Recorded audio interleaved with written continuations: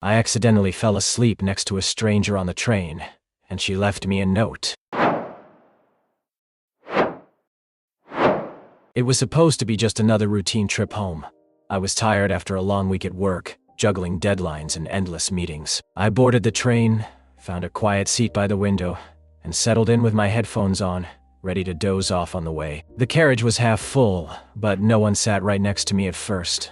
Then, about 10 minutes after the train left the station, a girl in a light blue coat slid into the seat beside me. She smiled politely, but looked a little nervous. I nodded a greeting, pulled my hoodie a little tighter, and closed my eyes. Minutes passed. The gentle rocking of the train and the soft murmur of other passengers lulled me into a light sleep. Suddenly, I felt a gentle tap on my shoulder. I opened my eyes to see the girl holding a small, folded piece of paper. "Hey," she whispered. "I think you dropped this earlier." I blinked, confused. She handed me the note. I unfolded it and read, "Sorry for waking you up. I thought you might want this back. Hope your day gets better." No signature, no name. I looked up, but she was already looking out the window, cheeks flushed. I smiled awkwardly and said, "Thank you. That's really kind." She gave me a shy smile and nodded before standing up and moving toward the other end of the carriage. I looked down at the note again. Curious, I unfolded it fully and found a small, hand-drawn sun in the corner. It was simple, but somehow, it made me feel like maybe, just maybe, the day wasn't going to be so bad after all. The note stayed in my pocket the whole ride. I found myself glancing at it every now and then, tracing the little sun doodle with my thumb. It felt like a secret message meant just for me, a tiny thread of warmth weaving through the gray monotony of my day. I couldn't stop thinking about the girl. Who was she? Why did she leave the note? And why did I feel this strange flutter in my chest every time I remembered her shy smile?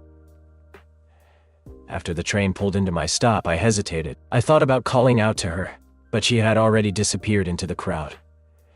The next morning, I found myself back on the same train, hoping to see her again.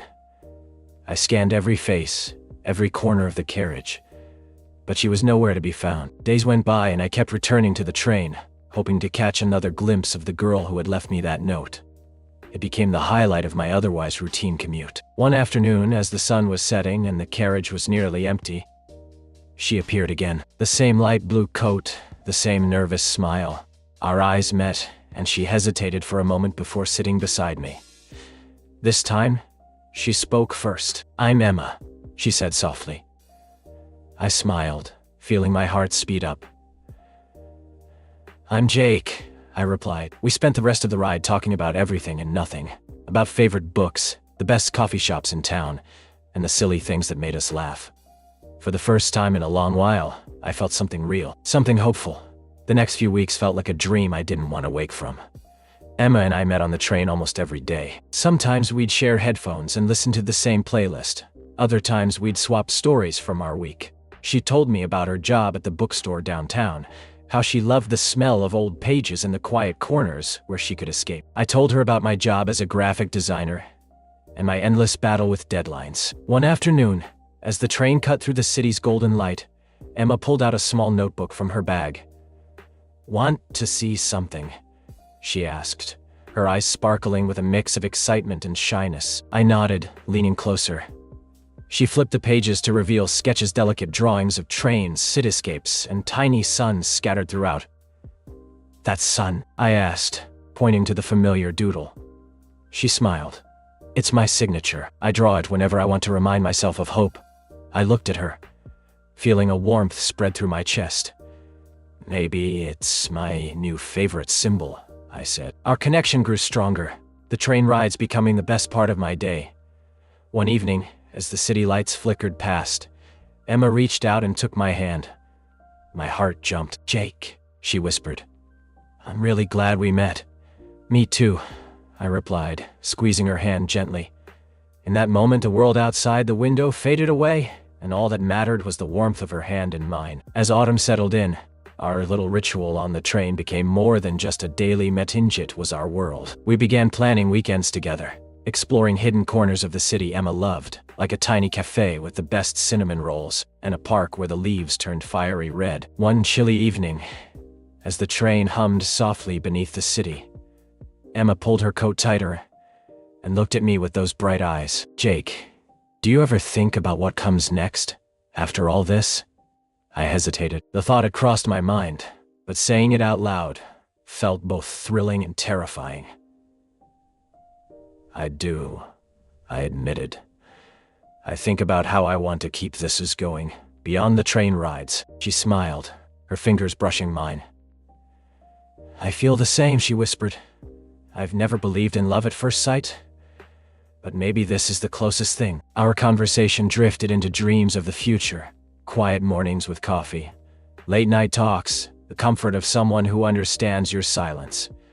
A few weeks later, on a crisp Sunday morning, I walked Emma to the station. Before she boarded, she handed me a small envelope. "Open it when you get home," she said with a smile that made my heart skip. Later that evening, I unfolded the letter. Inside was a simple message. "For every day we'll share. For every sunrise we'll see together. Thank you for being my unexpected sunshine." I smiled, feeling the fluttering warmth in my chest, the kind only the sweetest beginnings can bring. Winter was coming, and with it a quiet calm settled over the city.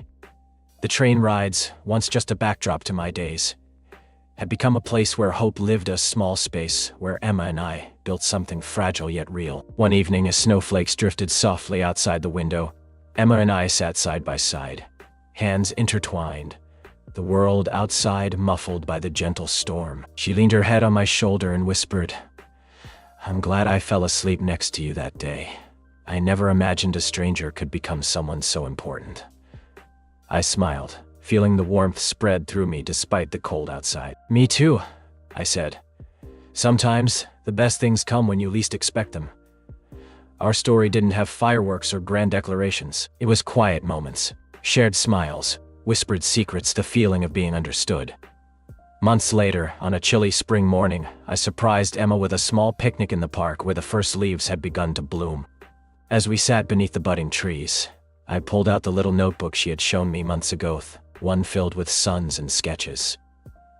Inside, I had added a new drawing, 2 suns side by side, shining brighter than ever. She looked up at me, eyes wide with surprise and joy. "Jake," she said softly, "this is the best chapter yet." And as the sun warmed our faces, I knew we were just beginning. If you like this video, please subscribe for more.